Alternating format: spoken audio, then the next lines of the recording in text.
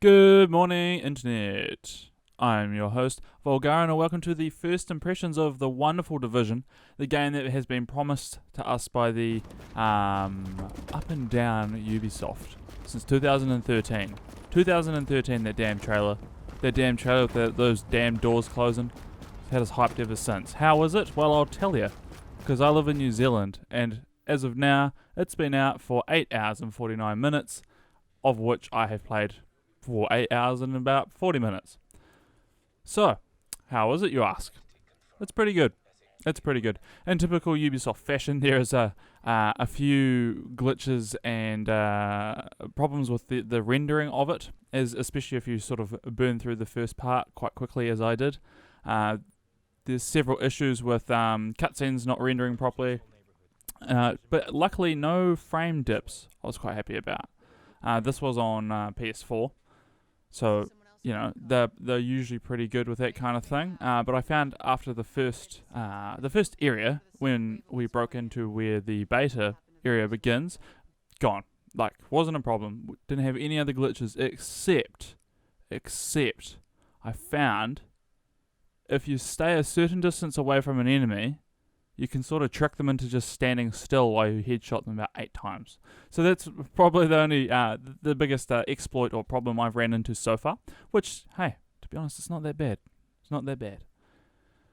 So, like I said, I've put about 8 hours into it. I'm about level 10, maybe level 11. And I've just spent probably a good hour in the Dark Zone, just getting up my Dark Zone rank.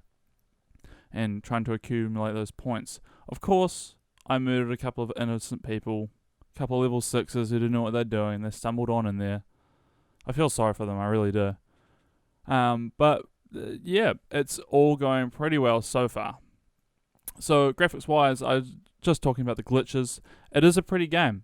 I would go as far as to say that it looks even slightly better than the beta. For some reason, just playing it, I think it feels sharper.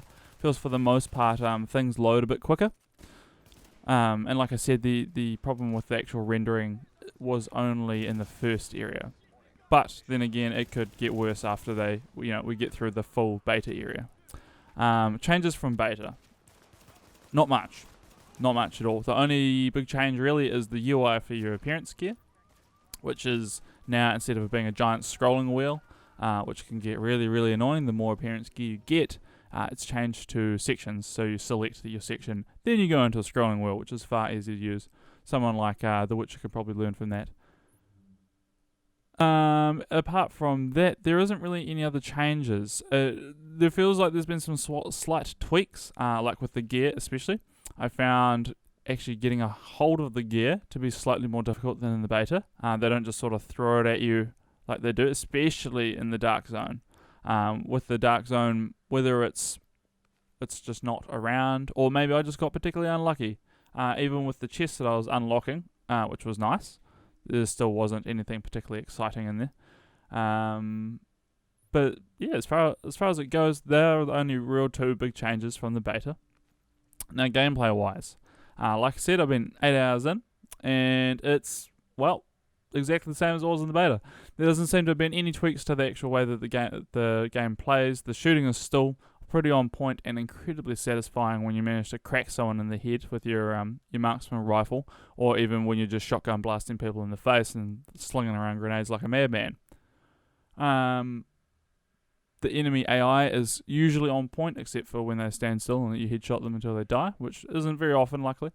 They use all sorts of flanking tactics and all different types of grenades to just sort of fuck up your day. It's great. Absolutely great. Keeps you on your toes. And it almost adds a almost run and gun aspect to the game, but it's still very tactical cover based. Like, it actually reminds me of Gears of War PvP, where you're sort of still using your cover mechanics, but you're burning around slaughtering as you go, which you can do for the most part, unless of course you run up on some high level enemies. Like I said in the actual Destiny vs Division video I put out last week, 1 level above you can handle pretty alright on the solo. 2 levels, if you got a really good trigger finger and you know what you're doing, you could probably get through it. 3 levels, don't even bother, mate. They'll just rip you to pieces. And I found that several times. I actually ended up getting stuck in the Dark Zone, the Dark Zone 2, instead of the Dark Zone 1, where I was supposed to be. Found it incredibly hard to get back, and just got slaughtered time and time again. And as you know, you can't really exit the Dark Zone from just being stuck in the middle of it. You have to go out through one of the proper entrances, which is quite the pain. So it took me a while to get out of that. And silly me, I will probably never venture into the more difficult territory by myself again. If you had a group, however, I'm sure it would be a completely different story and probably work out quite well. Now, the gear.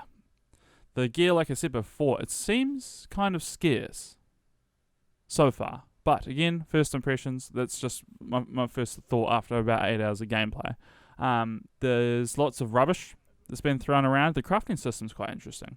So you can either sell your gear or break it down for crafting components. I've gone full on with the crafting, and so far it has paid off. Some of my best gear is from the crafting, apart from like the 2 things I bought from the Dark Zone. The crafting itself is quite interesting. So you break down your gear depending on what rarity it is, depends on what sort of rarity of the materials you get. Then use said materials, which are real basic, like it's just fabric and tools and electronics. Like it's not, strips of leather with iron belt buckles and shit like that. So it's pretty simple. But the only other pain with the crafting system is getting a hold of the actual blueprints that you need, which you get from doing side quests. Now that brings me into my next point, which is the 8 hours I've put in so far. It's been wonderful. But I have been grinding the side quests and the encounters, because you have your 3 different encounters for tech, medical, and the security wings, which are usually, like, the task is actually related to doing something for those specific wings of your home base, and then you get X amount of resource to spend on that particular wing to upgrade your wing and then upgrade your base, rah. They all feel very the samey, which gets a bit old after you've realised that going down the main missions, you do need to stop and actually go and do the side missions. You can't just burn through and leave the side missions till later on. So you're doing the side missions and you're doing your encounters. Your side missions are usually okay. I've only just now, after playing for the 8 hours and doing them as they came up, started to find them that they're repeating in certain areas. But for the most part, they're quite unique, at least in the actual setting of said mission. At least it's different every time. You're not running down the same corridors doing the same things over and over again. It is the same, go here, press this button, run up there, press that button, flip that switch, and then by the 4th time you've done that, you know the drill and you know roughly where to find everything, and it's not too much of an issue. Now, if that kind of thing grinds your gears, I'm hoping that the further on in the game we get, they sort of change that around a bit, and within like bringing some more elements to it. They do have, like, in the first tech mission that you do, you have to carry around battery packs or generator packs or fuses or whatever the fuck that thing is, and you use a pistol, which is just easier if you put the damn thing down, pull out your gun, and start shooting instead. Usually goes a bit quicker, but hey, they've put that in, and it's a nice sort of interesting thing to just break up the monotonous just go here, kill these guys, go here, kill that guy. As far as the open world itself, sorry, and what you can expect to find there. So the way that it was sort of marketed and the way that we all sort of thought about it was, it's just sort of this open world where you don't necessarily have to go around getting quests. Things just happen. Not really. Like, I'm sure you'll all recall in the famous car closing trailer, they will burn into a police station and clear out all the enemies in there. Then there just happens to be a cop who's locked in a cell, and then he gives them a key to go get some loot. Nah, it doesn't work like that. You go there, get the quest, then you go and talk to the guy. He's going to give you the key to go and get your loot, which hopefully is going to be something decent, but more likely than not it's going to be something bad, and then you'll end up selling it or just dismantling it to put towards your materials for crafting anyway. So it's not quite as, how would you call it? Not quite as free and open in this intuitive world that's constantly moving and you're being a part of it. As I'm sure you already know, your world is instanced, unless you're of course with a team, and you only ever come across other players either in the dark zone or social hubs, whether they be safe houses or whether they be like the first or the hub, which is when you get into Manhattan, the place where we all started in the beta. But for the most part, it can get quite lonely, which is kind of funny, because you wouldn't think it's that kind of lonely game, but it does get a little bit lonely. Whether or not that's just due to the fact that there aren't that many people playing at the moment, so as soon as the servers get absolutely rocked by the end of tonight and tomorrow morning, once it comes out in the Americas and everywhere else on the planet, you probably won't be doing many things by yourself. They do have a big push for multiplayer. Now, generally I'm a solo man when it comes to most games. Even, I did my World of Warcraft days, and even then I played by myself, and I guess I'm just not into having to communicate and do that kind of thing. I just like to mosey on at my own speed and do my own things, and be able to do said content that's supposed to be able to do solo. You have a bit of an issue in the Division. The first time it sort of arose for me was when I had some gear that I'd found somewhere, finally, and I was going to extract it. So when you start extracting things now, it spawns mobs. Good luck trying to kill those mobs by yourself before the extraction comes.